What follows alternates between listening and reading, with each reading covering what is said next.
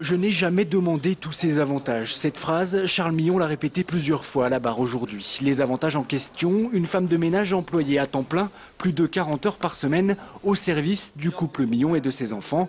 Une femme de ménage payée par le conseil régional.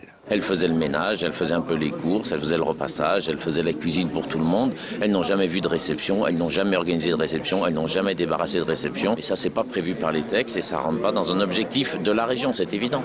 Les faits remontent à 1998. Charles Millon et son épouse occupaient alors un logement de fonction dans cet immeuble de la rue de la Charité. C'est là que les 4 femmes de ménage ont été employées successivement. Pour l'ancien élu, il n'y a rien d'illégal. Elles étaient là avant tout pour recevoir ses collaborateurs.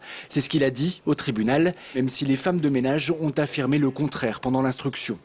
Les femmes de ménage disent ce que l'on leur a suggéré de dire. La réalité montre qu'il y a eu des réceptions privées avec des gens de la société civile, avec des collaborateurs, et ceci de manière assez régulière. Aujourd'hui, de toute façon, la plupart des faits sont prescrits et le tribunal ne doit se prononcer que sur les 3 derniers mois pendant lesquels Charles Millon a occupé l'appartement. Par ailleurs, et dans le cadre de cette affaire, l'ancien élu a déjà été condamné en 2003 à rembourser 326 000 € sur des avantages perçus. Mais pour Étienne Tête, l'élu à l'origine de la plainte et de l'action en justice, le préjudice pour la région est beaucoup plus important.